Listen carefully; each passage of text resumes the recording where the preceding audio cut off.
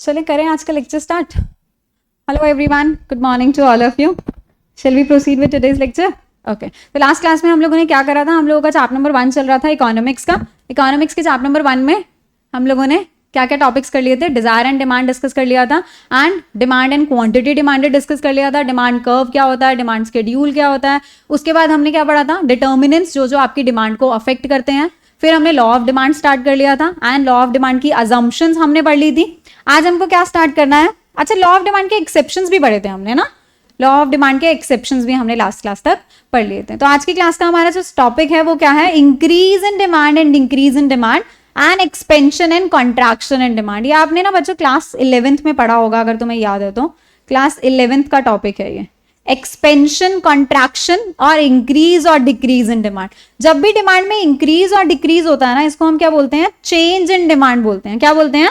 Change in demand. Expansion और contraction के बारे में बात करें तो इसको हम बोलते हैं change in quantity demanded. Change in quantity demanded. बहुत बार ना 11th क्लास में तो एग्जाम में क्वेश्चन आते थे, what is the difference between change in demand and change in quantity demanded? क्या डिफरेंस है change in demand and change in quantity demanded में?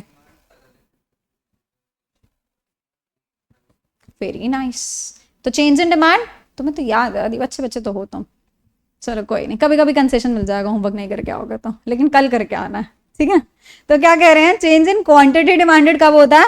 Occurs due to change in price of a commodity. Quantity demanded में तब हम कहेंगे, हम कब कहेंगे चेंज इन क्वांटिटी डिमांड हुआ है?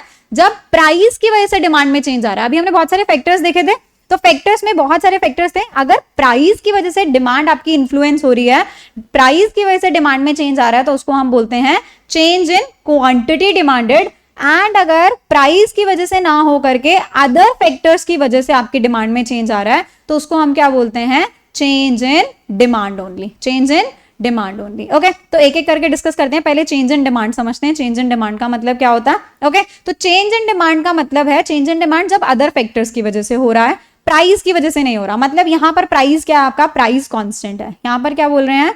Price remain constant. इस पॉइंट पर आपका जो प्राइस है वो क्या है? कांस्टेंट है। यहाँ पे प्राइस में चेंज नहीं हो रहा है, अदर फैक्टर्स में चेंज हो रहा है। प्राइस में चेंज नहीं हो रहा है, अदर फैक्टर्स में चेंज हो रहा है। ओके, क्या बोल रहे हैं? और ये इसकी वजह से क्या होता है? शिफ्ट होता है। क्या होता है? शिफ्ट होता है, ना कि मूवमेंट होता है ना? दो चीजें होती थी, एक होता था शिफ्ट, एक होता था मूवमेंट। करेक्ट बनाया तुमने। क्या बनाया? शिफ्ट है या मूवमेंट है? शिफ्ट है। क्या है? शिफ्ट। राइट वर्ड है या लेफ्ट वर्ड है? Right word. क्यों हुआ है right word? Increase in demand है या डिक्रीज इन डिमांड है? इंक्रीज इन डिमांड है। ड्यू टू प्राइस या अदर फैक्टर्स? हमें तो सब आता है ना? हम तो बहुत समझदार हैं। चलो, तो क्या बोल रहे हैं? Leads to shift in demand curve. Demand curve में शिफ्ट आता है किसकी वजह से? चेंज इन डिमांड की वजह से। या तो राइट वर्ड शिफ्ट हो सकता है या फिर लेफ्ट वर्ड शिफ्ट होता है। अगर राइट वर्ड शिफ्ट होता है उसको इंक्रीज इन डिमांड बोलते हैं, लेफ्ट वर्ड शिफ्ट होता है तो उसको डिक्रीज इन डिमांड बोलते हैं। अगर यहां पर बात करें, अगर क्वांटिटी में चेंज आता है ना, तो उसको हम क्या बोलते हैं? मूवमेंट। क्या बोलते हैं? मूवमेंट। मूवमेंट मतलब यहां पे नया कर्व नहीं बनता, यहाँ पे नया कर्व नहीं बनता है, उसी सेम कर्व में मूवमेंट होती है। या तो अपवर्ड मूवमेंट होती है या फिर डाउनवर्ड मूवमेंट होती है। या तो अपवर्ड मूवमेंट होती है या फिर डाउनवर्ड मूवमेंट होती है। एक बार डिटेल में देखते हैं ग्राफ के साथ। सबसे पहले हम स्टार्ट कर रहे हैं चेंज इन क्वांटिटी डिमांडेड। कैसे स्टार्ट कर रहे हैं? Change in quantity demanded. तो चेंज इन क्वांटिटी डिमांडेड में क्या होता है? मूवमेंट होती है। और ये किसकी वजह से होता था? Due to change in price only. किसकी वजह से होता था? Due to change in price. तभी हम उसको बोलते थे क्वांटिटी डिमांडेड चेंज हुआ है। When quantity demanded changes only due to change in own price of the commodity, other factors keeping constant. मतलब अदर फैक्टर्स क्या है हमारे? कांस्टेंट है। It causes the movement along the same demand curve. मतलब यहाँ पे न्यू डिमांड कर्व नहीं बनता। क्या कह रहे हैं? न्यू डिमांड कर्व यहाँ पे नहीं बनता है। सेम डिमांड कर्व में ही क्या होती है? मूवमेंट होती है। सेम डिमांड कर्व में मूवमेंट होती है। तो सबसे पहला क्या है? Expansion in demand. डिमांड में एक्सपेंशन हो रहा है। एक्सपेंशन इन डिमांड कब होता है? एक्सपेंशन का मतलब क्या हो रहा है? बढ़ना। कॉन्ट्रैक्शन का मतलब क्या है? कम होना। एक्सपेंशन मतलब बढ़ना, कॉन्ट्रैक्शन मतलब कम होना। मुझे बताओ डिमांड कब एक्सपैंड करेगी? डिमांड आपकी बढ़ रही है कब? जब प्राइस कम होगा या ज्यादा होगा? जब प्राइस कम होगा। एग्जैक्टली तो बोल रहे हैं जब प्राइस कम होगा तभी आपकी डिमांड में क्या होगा, एक्सपेंशन होगा। It refers to the rise in quantity demanded. Quantity demanded क्या हो गई आपकी, बढ़ गई है। क्यों, क्योंकि आपके प्राइस में due to fall in price keeping other factors constant, तो इसको हम क्या बोलते हैं, एक्सपैंड होना। क्या बोलते हैं, एक्सपैंड। और जब जब एक्सपैंड होता है ना, तो एक्सपैंड होता है तो हमारा कर्व कैसे मूव करता है, कर्व हमारा डाउनवर्ड मूव करता है। कैसे मूव करता है, डाउनवर्ड। क्यों, जब हमारा प्राइस कितना था, 20 रुपए था, तो हम क्वांटिटी कितनी डिमांड कर रहे थे, हम 100 यूनिट डिमांड कर रहे थे। जैसे ही मेरा प्राइस कितना हुआ, 15 हुआ, प्राइस मेरा कम हुआ, तो मैंने डिमांड क्या कर दी, अपनी बढ़ा दी। तो डिमांड कितनी होगी मेरी, 150। तो मतलब ए पॉइंट से कहां गया, बी पॉइंट पे आ गया। तो मूवमेंट कैसी हुई है, डाउनवर्ड मूवमेंट हुई है। मूवमेंट कैसी हुई है, डाउनवर्ड मूवमेंट हुई है। इजी। तो इसको हम क्या बोलते हैं, एक्सपेंशन बोलेंगे, कॉन्ट्रैक्शन बोलेंगे, एक्सपेंशन, है ना। डाउनवर्ड मूवमेंट, नीचे जाने का मतलब है क्वांटिटी का बढ़ना। नीचे जाने का मतलब क्या है, क्वांटिटी का बढ़ना। और जब जब क्वांटिटी बढ़ती है तो उसको हम क्या बोलते हैं, expansion in quantity demanded. Expansion in demand या एक्सपेंशन इन क्वांटिटी डिमांडेड। और ये क्यों हो रहा है, due to change in price only, due to change in price keeping other factors constant, keeping other factors constant. Okay. Contraction बढ़े तो क्या बोल रहे हैं, इसका ऑपोजिट, है ना। कॉन्ट्रैक्शन में क्या है, it refers to the fall in quantity demanded. Quantity demanded आपकी क्या कर गई है, अब फॉल कर गई है। क्वांटिटी डिमांडेड कम क्यों हुई होगी, क्योंकि प्राइस आपका बढ़ गया होगा, है ना। कॉन्ट्रैक्शन मतलब किसी चीज का कम होना, कॉन्ट्रैक्शन मतलब किसी चीज का कम होना, और वो भी क्यों, प्राइस की वजह से। किस वजह से, प्राइस की वजह से, keeping other factors constant. It leads to upward movement along the same demand curve. यहां पर एक्सपेंशन में क्या हो रहा था, डाउनवर्ड मूवमेंट हो रही थी, यहां पे क्या हो रही है, अपवर्ड मूवमेंट हो रही है ना। तो यहां पर इन्होंने दोबारा डिमांड कर्व हम लोगों ने बनाया है। क्या कह रहे हैं, प्राइस पहले 20 था, जैसे ही प्राइस बढ़ा, कितना हुआ, 25 हुआ, तो हमने डिमांड क्या कर दी, अपनी 70 कर दी। तो पॉइंट हमारा नया यहां पर आ गया, विच मीन्स कॉन्ट्रैक्शन हो गया और ये अपवर्ड मूवमेंट हो गया। पॉइंट ए से कहां चला गया, पॉइंट बी पे चला गया। इजी।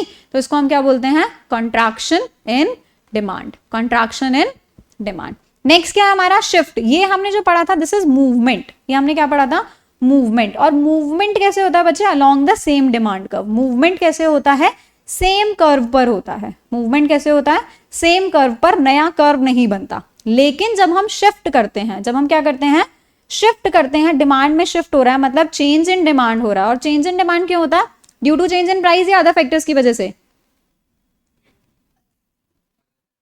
अदर फैक्टर्स की वजह से। लॉस्ट हो गई थी ना, कुछ और सोच रहे थे। ठीक है, थक गए हो क्या अब।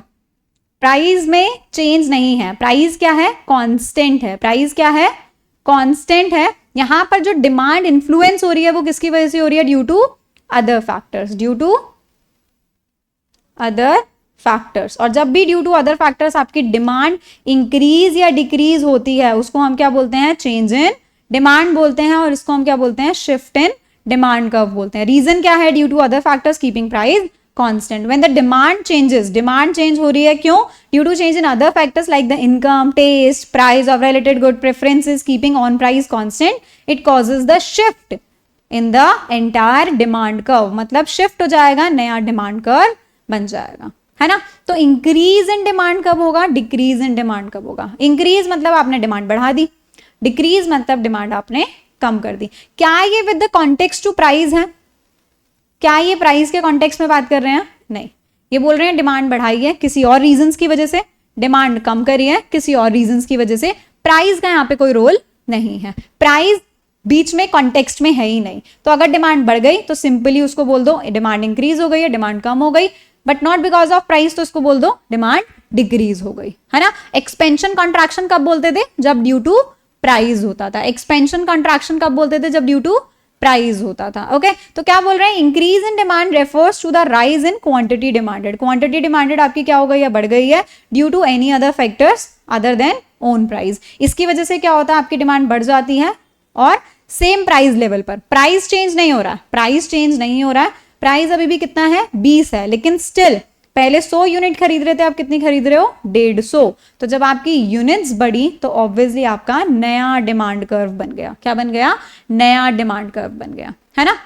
अगर इसमें मूवमेंट करोगे, अगर इसमें ऊपर नीचे करोगे तो फिर प्राइस चेंज हो जाएगा ना। अगर ये ऊपर जाएगा तो प्राइस तो बढ़ेगा, नीचे आएगा तो प्राइस कम हो जाएगा, तो इसको हम मूवमेंट बोलते हैं। लेकिन यहाँ पे तो प्राइस में कुछ चेंज नहीं है, प्राइस में कुछ चेंज नहीं है, इसलिए क्या बन रहा है, इसलिए क्या बन रहा है, इंक्रीज और डिक्रीज और राइटवर्ड शिफ्ट हो रहा है और नया डिमांड कर्व बन रहा है। ओके, यहाँ क्या बोल रहे हैं, लेफ्टवर्ड शिफ्ट हो जाएगा, यहाँ क्या है, लेफ्टवर्ड शिफ्ट हो जाएगा। तो यहाँ पर सेम प्राइस, अगेन प्राइस में कोई चेंज नहीं है, लेकिन पहले आप 100 यूनिट्स खरीद रहे थे, अब आप 70 यूनिट्स खरीद रहे हो, तो आपकी डिमांड क्या हो गई है, कम, तो इसलिए आपका यहाँ पर नया डिमांड कर्व बन गया, तो लेफ्टवर्ड शिफ्ट हो गया। क्या हो गया, लेफ्टवर्ड शिफ्ट हो गया। क्या रीजन है इसका, प्राइस तो कोई चेंज नहीं हो रहा, और क्या रीजन हो सकता है, डिमांड कम हो गई, प्रेफरेंसेस आपकी कम हो गई हैं, और क्या रीजन हो सकता है दीप, हाँ ये जो आपका लेफ्टवर्ड शिफ्ट हुआ है, हाँ सीजन में चेंज आया, और सब्स्टिट्यूट गुड्स के प्राइस बढ़ गए हैं, तो इसकी डिमांड तो बढ़ जाएगी, हम तो लेफ्टवर्ड शिफ्ट कर रहे हैं, सब्स्टिट्यूट्स के प्राइसेस कम हो गए हैं तो इसकी डिमांड कम हो जाएगी, तो लेफ्टवर्ड शिफ्ट आ जाएगा। गवर्नमेंट ने टैक्सेस को बढ़ा दिया है तो हमने डिमांड कम कर दी, क्योंकि डिस्पोजेबल इनकम कम हो गई है ना। और range of availability of goods अगर इंक्रीज हो जाए तो इंडिविजुअल गुड्स की डिमांड क्या हो जाती है, कम हो जाती है, तो भी क्या हो जाएगा, ये लेफ्टवर्ड शिफ्ट हो जाएगा। लेकिन मार्केट के बारे में अगर हम बात करें, ओवरऑल मार्केट की डिमांड बढ़ जाएगी, तब क्या होगा, राइटवर्ड शिफ्ट हो जाएगा। अभी आपको समझ नहीं आएगा, इसके लिए आपको वो range of availability of goods वाला पॉइंट समझना होगा, ठीक है। चलें आगे नेक्स्ट टॉपिक पे। क्या क्या, अच्छा बहुत धीरे बोलते हो तो मुझे सुनाई नहीं देता। इलास्टिसिटी ऑफ डिमांड, क्या कह रहे हैं, इलास्टिसिटी ऑफ डिमांड। अच्छा, इलास्टिसिटी ऑफ डिमांड क्या है, यहाँ मैंने क्या लिखा हुआ है, लॉ ऑफ डिमांड हमें क्या बताता, केवल डायरेक्शन बताता था। लॉ ऑफ डिमांड क्या बताता था, केवल डायरेक्शन। वो लॉ ऑफ डिमांड हमें बताता था कि अगर प्राइस बढ़ेगा ना तो डिमांड कम हो जाएगा, अगर प्राइस कम होगा तो डिमांड बढ़ जाएगा, ये हमें लॉ ऑफ डिमांड बताता था।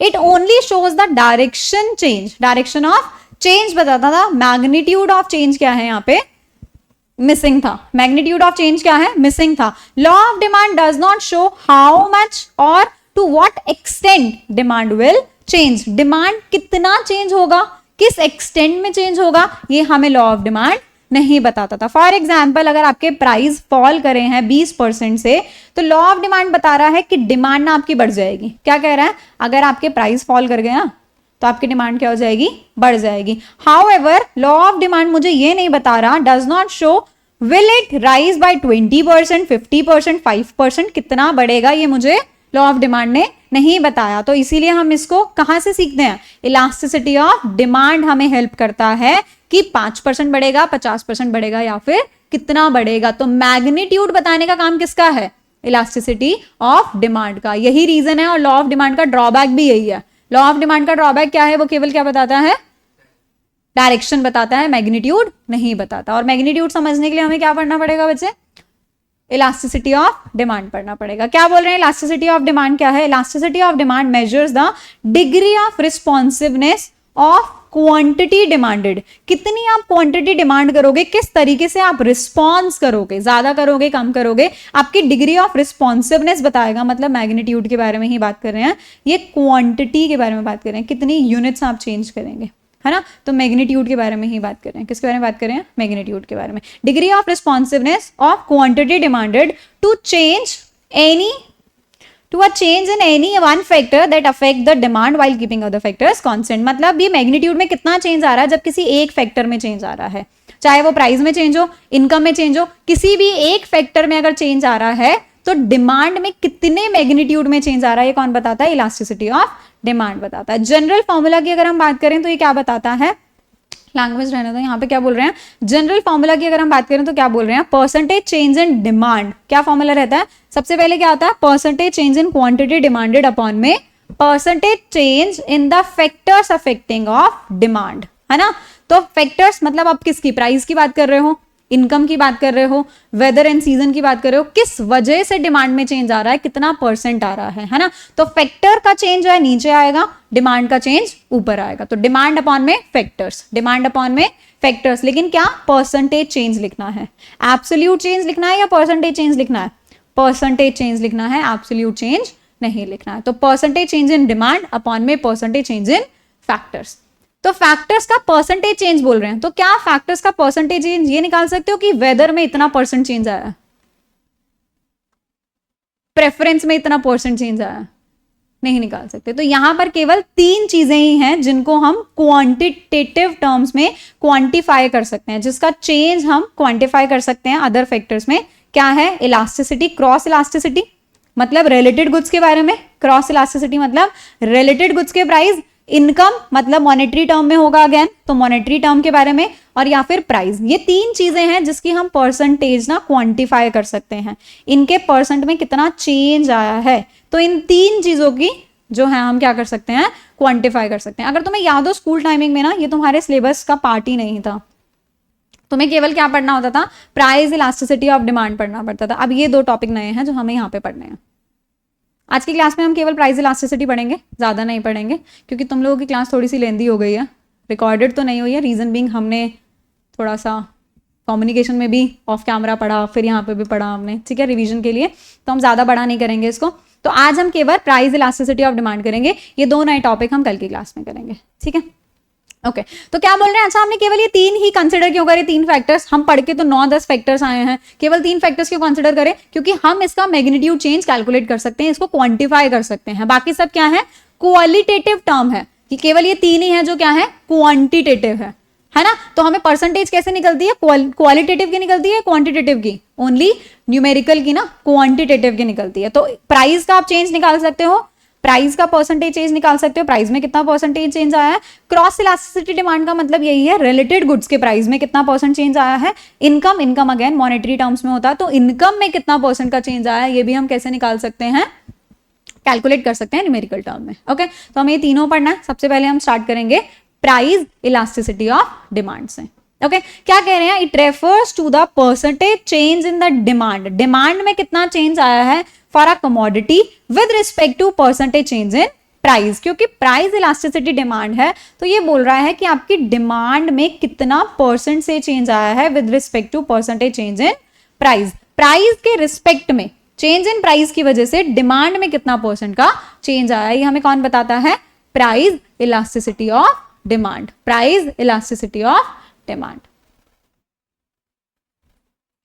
फॉर्मूला क्या बोल रहे हैं इसका, प्राइस इलास्टिसिटी ऑफ डिमांड। अभी हमने जनरल फॉर्मूला क्या पढ़ा था, percentage change in quantity upon में परसेंटेज चेंज इन फैक्टर्स, जो फैक्टर्स हैं। यहां हमारा फैक्टर क्या है, प्राइस, तो नीचे क्या आ जाएगा, प्राइस आ जाएगा। यहां हमारा फैक्टर क्या है, प्राइस, तो नीचे क्या आ जाएगा, प्राइस। तो क्या कह रहे हैं, percentage change in quantity demanded upon में percentage change in price, percentage change in quantity demanded upon में परसेंटेज चेंज इन प्राइस। और इसको कैसे हम रिप्रेजेंट करते हैं, अगर तुम्हें याद हो तो ना, हम लिखते थे डी लिखते थे इलास्टिसिटी ऑफ डिमांड, एस लिखते थे इलास्टिसिटी ऑफ सप्लाई, है ना। तो अभी ये भी करना है हमें, इलास्टिसिटी ऑफ सप्लाई भी करना है, इलास्टिसिटी ऑफ डिमांड भी करना है।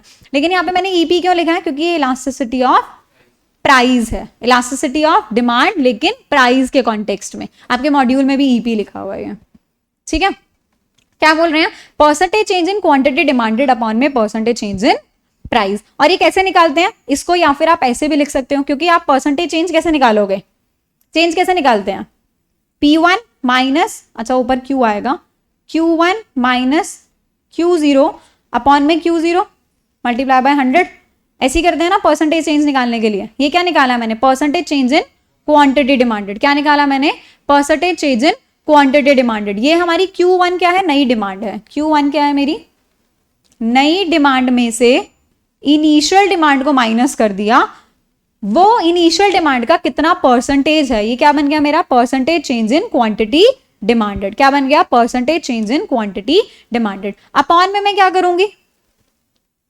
अपॉन में भी नए प्राइस में से इनिशियल प्राइस को माइनस करूंगी, और उसको और जो हमारा ओरिजिनल प्राइस था इनिशियल प्राइस के साथ क्या कर दूंगी, मल्टीप्लाई बाय 100। तो ये मुझे क्या मिल जाएगा, परसेंटेज चेंज इन प्राइस। क्या मिल जाएगा, परसेंटेज चेंज इन प्राइस। अच्छा ये जो चेंज मैंने निकाला है, क्या मैं इसको ऐसे लिख सकती हूँ, डेल्टा क्यू, जिसको हम change in Q, change in quantity बोलते हैं, इसको मैं ऐसे लिख सकती हूँ, चेंज इन पी लिख सकती हूँ ऐसे, चेंज इन पी। तो यहाँ पे यही बोल रहे हैं, चेंज इन क्यू अपॉन में Q0, तो चेंज इन क्वांटिटी अपॉन में चेंज इन क्वांटिटी अपॉन में Q0, यही लिखा हुआ है, देखो यहाँ पे क्या लिखा हुआ है, चेंज इन क्वांटिटी अपॉन में Q0, change in quantity upon में Q0। अच्छा ये 100 से 100 कट जाएगा, डिवाइड करते हैं तो हम 100 से 100 कट जाता है ना। और यहाँ पर क्या हो जाएगा, और जब ये A upon B C upon D, जब ये दोनों ही रैशनल नंबर होते हैं तो क्या हो जाता है, ए, ये वैसे वेरी नाइस, ये B मल्टीप्लाई बाय C हो जाएगा और ये D ऊपर आ जाएगा, ऐसा ही होता है ना, ये दोनों मल्टीप्लाई हो जाएंगे और ये दोनों मल्टीप्लाई हो जाते हैं, है ना। तो यहाँ पर क्या हो जाएगा, यहाँ पर हो जाएगा हमारा ओरिजिनल प्राइस अपॉन में change in price, original price upon में चेंज इन प्राइस। ये मैथ्स का कॉन्सेप्ट है, ठीक है, तुम्हें समझ में आ रहा है ये फॉर्मूला कैसे बना, ये क्लास 11th में हमने सीखा हुआ है। और न्यूमेरिकल, अभी जो आपका पेपर हुआ था उसमें न्यूमेरिकल्स आए नहीं है, बट स्टिल अक्टूबर में आ जाए, कुछ नहीं पता ICSI का, तो हम थोड़े बहुत न्यूमेरिकल की प्रैक्टिस करेंगे। तो ये फॉर्मूला मैं तुम्हें एक और बार दोबारा तब समझा दूंगी जब मैं तुम्हें न्यूमेरिकल कराऊंगी। फॉर टाइम बीइंग तुम बस इस फॉर्मूला को, ये वाला फॉर्मूला, बेसिक फॉर्मूला याद कर लो, नीचे वाला रहने दो अभी, ठीक है, क्योंकि अभी ना थ्योरी के साथ न्यूमेरिकल नहीं। जब मैं न्यूमेरिकल की तुम्हारी एक एक्स्ट्रा क्लास रखूंगी, जो भी मुझे लगेगा सारे चैप्टर्स में से न्यूमेरिकल आ सकते हैं, जैसे चैप्टर नंबर 2 में से भी एक न्यूमेरिकल हो सकता है। फिस्कल डेफिसिट याद है, तुम 12th क्लास में सीख कर आए हो अभी, गवर्नमेंट बजट, वो सब चीजें भी हैं, BOP भी है इसमें, बैलेंस ऑफ पेमेंट, ठीक है, तो ये सब चीजें भी हैं। तो थोड़े बहुत न्यूमेरिकल्स एक बार ही देख लेंगे इसके, तो न्यूमेरिकल के लिए हम अलग से सेशन रखेंगे। इसमें फॉर्मूला कैसे याद करो, बस ये वाला याद कर लो, percentage change in quantity demanded upon में percentage change in price. Okay, आप क्या बोल रहे हैं, it establish the quantitative relationship. कैसा रिलेशन इसने बताया है, क्वांटिटेटिव रिलेशन। लेकिन लॉ ऑफ डिमांड क्या बताता था, क्वालिटेटिव बताता था। लॉ ऑफ डिमांड क्या बताता था, क्वालिटेटिव बताता था, मतलब वो केवल डायरेक्शन बताता था। ये क्या बोल रहे हैं, इलास्टिसिटी ऑफ प्राइस, जो हम इलास्टिसिटी ऑफ डिमांड के बारे में बात कर रहे हैं, प्राइस इलास्टिसिटी ऑफ डिमांड, ये क्या बता रहा है, it establish the quantitative relationship between the quantity demanded and it's price, उसके प्राइस में। हायर द न्यूमेरिकल वैल्यू, जितना बड़ा न्यूमेरिकल वैल्यू होगा, जब आप इसको सॉल्व करेंगे, अगर 5% आ रहा है और एक में 7% आ रहा है, तो हायर द न्यूमेरिकल वैल्यू, जितनी ज्यादा न्यूमेरिकल वैल्यू होगी, हम क्या कहेंगे, larger the effect of price change on the quantity demanded. Larger the effect मतलब प्राइस के चेंज होने की वजह से क्वांटिटी डिमांडेड पे बहुत ज्यादा चेंज आया है। प्राइस के चेंज होने की वजह से क्वांटिटी डिमांडेड पे बहुत ज्यादा चेंज आया है, अगर वैल्यू क्या होगी हमारी, ज्यादा होगी। एग्जाम्पल में इन्होंने क्या दे रखा है, यहाँ पे क्या बोल रहे हैं, commodity A and commodity B है, प्राइस इंक्रीज हुआ है दोनों का 10% से। दोनों का प्राइस कैसे इंक्रीज हुआ है,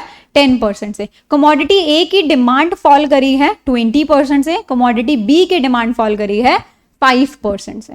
फॉर्मूला क्या रहता है हमारा, जनरल फॉर्मूला, जल्दी जल्दी बताना, percentage change in quantity demanded upon में परसेंटेज चेंज इन प्राइस। तो प्राइस में कितना चेंज हुआ है, 10, तो दोनों जगह अपॉन में तो 10 आ जाएगा, है ना। ऊपर क्या है, percentage change in quantity demanded कितना है, 20%, 20 अपॉन 10 इज 2, यहां पर 5 अपॉन 10 इज 0.5। तो क्या कहेंगे, कमोडिटी A ज्यादा इलास्टिक है या फिर कमोडिटी B ज्यादा इलास्टिक है।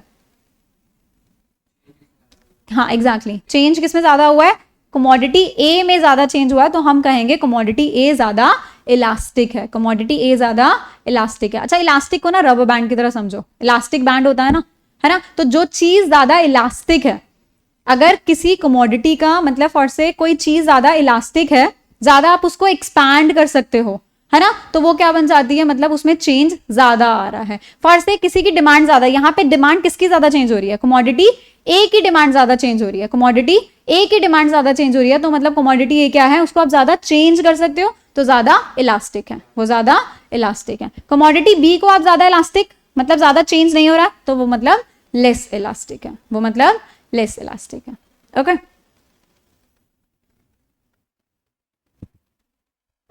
क्या कह रहे हैं, the coefficient of price elasticity of demand is always negative. कैसा होता है, हमेशा नेगेटिव होता है। क्यों होता है नेगेटिव, बताना। जब हम सॉल्व करते हैं ना, तो हमारा आंसर नेगेटिव आता है, क्यों,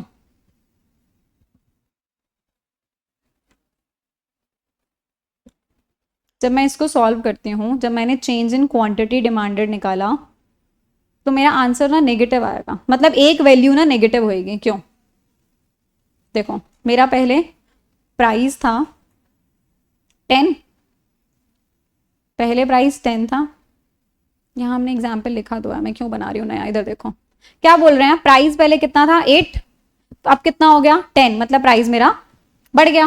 प्राइस बढ़ने की वजह से डिमांड क्या हो जाएगी, तो रिलेशन कैसा है, इनवर्स। रिलेशन कैसा है, इनवर्स। तो क्वांटिटी पहले 8 रुपए पे मैं 5 खरीद रही थी, 8 रुपए पे मैं 5 खरीद रही थी, अब 10 रुपए में मैं कितनी खरीद रही हूँ 4। तो जब मैं चेंज इन प्राइस निकालूंगी, क्या निकालूंगी, चेंज इन प्राइस निकालूंगी, वो तो पॉजिटिव आएगा।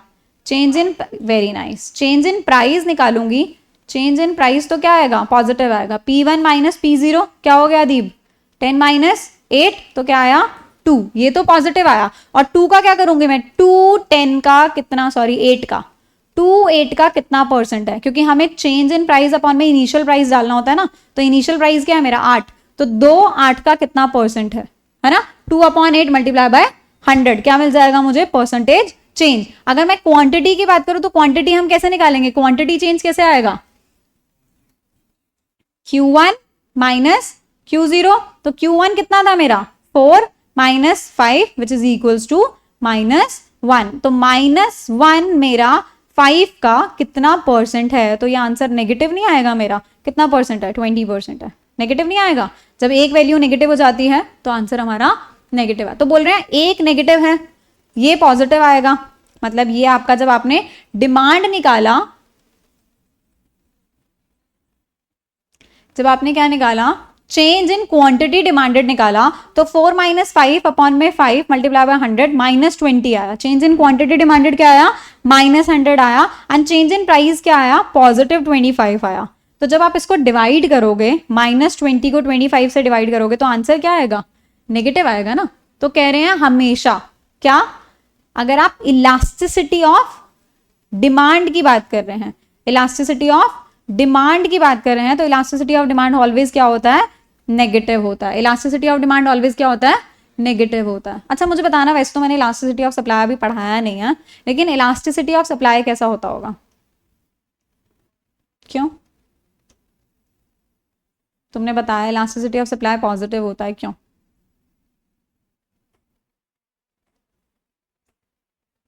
ये नेगेटिव क्यों हुआ, अगर तुम्हें इसका रीजन समझ में आया ये नेगेटिव क्यों हुआ, तो तुम ये बता सकते हो। हाँ, क्योंकि यहाँ पे क्या है, इनवर्स रिलेशन है। एक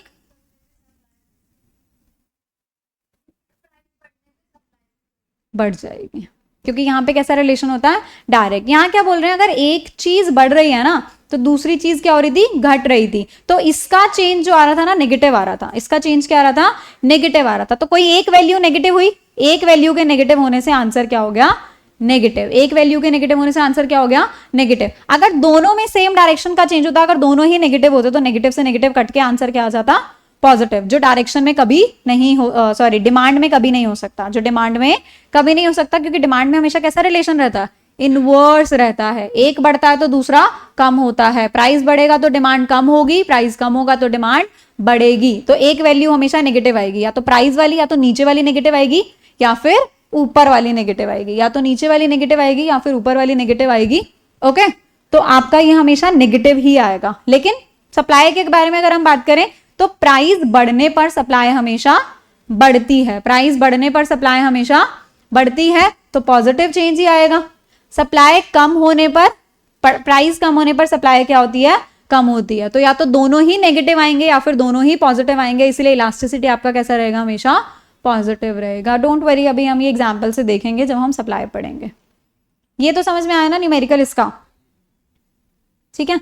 डिमांड का समझ में आया, समझ आया पक्का। नेगेटिव क्यों होता है, क्योंकि इनवर्स रिलेशन है, एक बढ़ने पर दूसरा कम होता है। जैसे अभी हमने देखा क्वांटिटी डिमांडेड क्या हो गई थी आपकी, कम हो गई थी। प्राइस तो 8 से 10 हुआ, प्राइस तो क्या हुआ 8 से 10 हुआ, तो 10 में से 8 माइनस करेंगे तो 2 आएगा ना।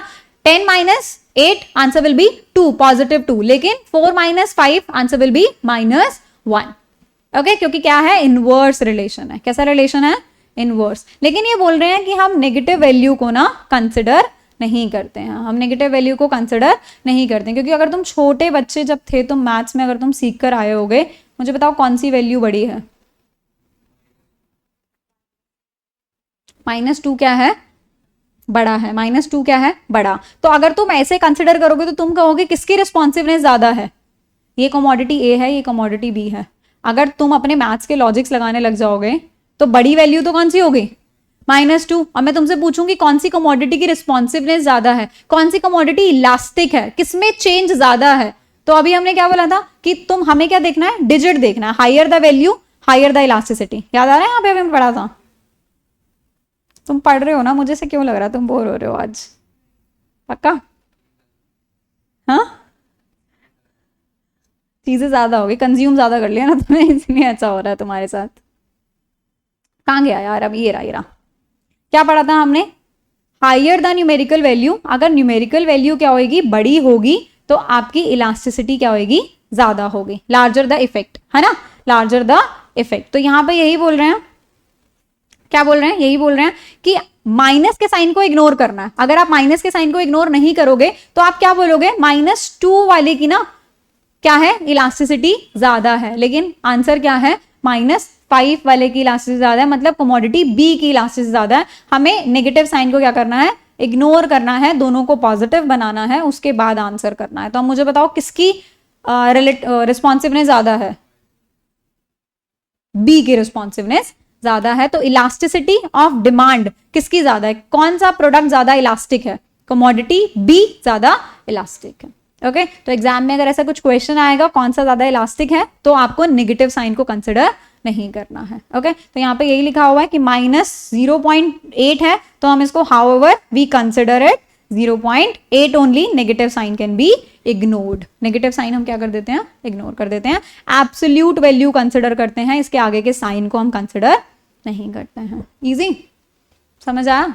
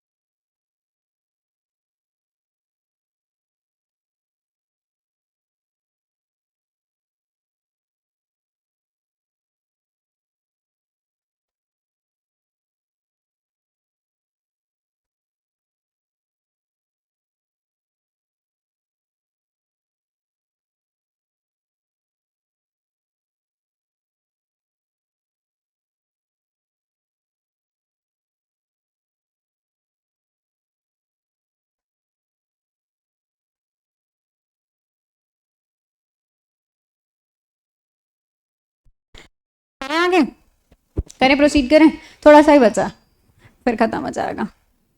क्या बोल रहे हैं, types of price elasticity of demand. अच्छा एक बार ना लैंग्वेज पढ़ने से पहले थोड़ा सा अपना क्लास 11th का याद करते हैं, यहां पर लिख लेते हैं, यहाँ जगह है। अच्छा तुम्हें याद है एक होता था ED is equals to infinite, elasticity of demand infinite होता है, इलास्टिसिटी ऑफ डिमांड 0 होता है, elasticity of demand is more than 1, elasticity of demand is less than 1, elasticity of demand is 1।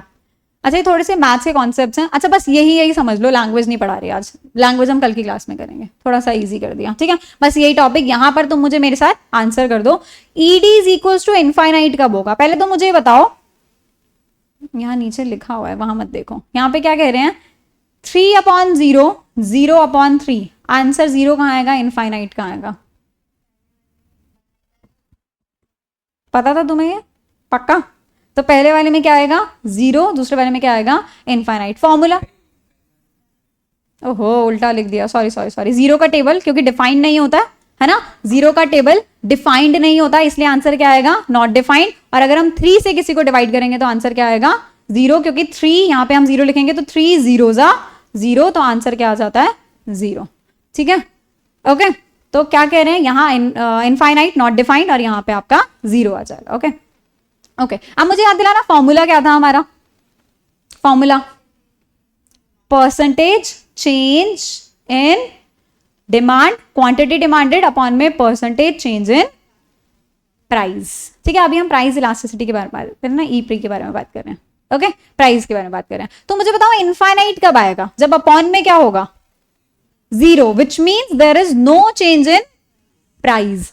ये ED is equals to infinite कब आएगा। Language बाद में discuss करेंगे, रियल लाइफ एग्जांपल बाद में डिस्कस करेंगे। आज की क्लास में बस मुझे ये बता दो ईडी इनफाइनाइट कब होगा, ईडी 0 कब होगा, ईडी 1 कब होगा, मोर देन 1 कब होगा, लेस देन 1 कब होगा, इक्वल्स टू 1 कब होगा। ठीक है, क्या कह रहे हैं, फॉर्मूला आपके सामने है। ईडी इनफाइनाइट बताना आपको कब होगा। तो ईडी फॉर्मूला क्या है हमारा, percentage change in quantity demanded upon में परसेंटेज चेंज इन प्राइस, है ना। ये बोल रहा है percentage change in quantity demanded upon में परसेंटेज चेंज इन प्राइस। तो ये आपका इनफाइनाइट कब होगा, जब अपॉन में 0 होगा। अपॉन में 0 मतलब there is no change in price, price में कोई चेंज नहीं आया। जब प्राइस में कोई चेंज नहीं आएगा तो हम बोलेंगे कि हमारा ये क्या है, परसेंट यहाँ पे 7% चेंज है, यहाँ पे 0% चेंज है, तो ये क्या हो जाएगा इनफाइनाइट। तो E D price elasticity of demand not defined तब होगा when there is no change in price. Easy. ये कौन से केसेस में होता है हम बाद में डिस्कस करेंगे। जब प्राइस में कोई चेंज नहीं हो रहा लेकिन डिमांड में चेंज हो रहा, जब प्राइस में चेंज नहीं हो रहा लेकिन डिमांड में चेंज हो रहा है, इसको हम क्या बोलते हैं, ED is equals to infinite. और इसको हम क्या बोलते हैं, परफेक्टली इलास्टिक डिमांड बोलते हैं। क्या बोलते हैं, परफेक्टली इलास्टिक। ओके, डिमांड कैसी है, ये परफेक्टली इलास्टिक है। ईडी इज इक्वल्स टू 0 कब होगा, ईडी इज इक्वल्स टू 0 कब होगा। 0 के लिए क्या चाहिए, ऊपर 0 चाहिए, नीचे 0 चाहिए, ऊपर 0 चाहिए। मतलब there is no change in demand, quantity demanded में कोई चेंज नहीं है, प्राइस में चेंज आ रहा है। Which means ED is equals to 0 तब होगा when there is no change in demand. Demand में कोई चेंज नहीं है, और जब जब डिमांड में चेंज नहीं हो रहा, मतलब इसमें कोई चेंज नहीं हो रहा, मैं इसको और एक्सपैंड नहीं कर पा रही हूं, तो ये इलास्टिक है या इन इलास्टिक है, ये रबर बैंड जैसा इलास्टिक है या in elastic, I can not change it, मैं इसको एक्सपैंड नहीं कर पा रही हूं, तो इन इलास्टिक है। तो क्या बोल रहे हैं, when there is no change in demand, demand में कोई चेंज नहीं आ रहा है, तो वो इलास्टिक है या इन इलास्टिक, मैं इसको चेंज नहीं कर पा रही हूं, तो इलास्टिक है या इन इलास्टिक, इन इलास्टिक। तो इस केस में हम इसको क्या बोलते हैं, हम बोलते हैं परफेक्टली इन इलास्टिक। क्या बोलते हैं, परफेक्टली इन इलास्टिक। इतना समझ में आया। किसी चीज को इलास्टिक और इन इलास्टिक कैसे बोलना है, डिमांड को देखना है।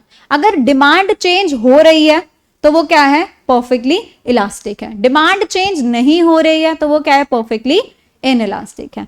क्या बोल रहे हैं, ऊपर there is no change in price but demand में चेंज हो रहा था। You can expand the demand, you can contract the demand. तो डिमांड में चेंज हो रहा है तो वो क्या बन जाएगा, इलास्टिक बन जाएगा। तो इसलिए हम इसको क्या बोलते हैं, परफेक्टली इलास्टिक बोलते हैं। क्या बोलते हैं, परफेक्टली इलास्टिक। नीचे वाले केस में क्या बोल रहे हैं, there is no change in demand, demand में कोई चेंज नहीं हो रहा, तो वो क्या है, इलास्टिक बैंड जैसा है, नहीं है, तो क्या है, वो इन इलास्टिक है, परफेक्टली इन इलास्टिक। क्या है, perfectly in elastic. ED is more than 1, more than 1 value कब आएगी, जब ऊपर वाली वैल्यू ज्यादा होगी या नीचे वाली वैल्यू ज्यादा होगी। मोर देन 1 कब होगा, जब ऊपर वाली वैल्यू ज्यादा होगी। मतलब when percentage change in quantity demanded is more then percentage change in price, है ना। तो बोल रहे हैं ईडी इज मोर देन 1 कब होगा, ईडी इज मोर देन 1 होगा जब परसेंटेज चेंज, मतलब ऊपर वाली वैल्यू बड़ी होनी चाहिए, है ना। ऊपर 16 है और नीचे 4 है, तभी आंसर क्या आएगा, 4। मोर देन 1 तभी आएगा जब ऊपर वाली वैल्यू बड़ी होगी, है ना। तो क्या कह रहे हैं, percentage change in quantity demanded should be more than percentage change in price. Okay, इसको हम क्या बोलते हैं, हाईली इलास्टिक। Very nice. क्या बोलते हैं, हाईली इलास्टिक। अब मुझे बताना परफेक्टली इलास्टिक और हाईली इलास्टिक में क्या फर्क है। Very nice. उसमें तो चेंज होता ही नहीं है, there is no change in price, है ना, प्राइस में कोई चेंज नहीं हो रहा, लेकिन यहां पर प्राइस में चेंज हो रहा है, लेकिन कंपेरेटिवली थोड़ा लेस हो रहा है, इसलिए हम इसको क्या बोलते हैं, हाईली इलास्टिक बोलते हैं। क्या बोलते हैं, हाईली इलास्टिक। लेस इलास्टिक कब होगा, जब ईडी इज लेस देन 1 होगा। क्या होगा, जब ईडी इज लेस देन 1। और ईडी लेस देन 1 कब होगा,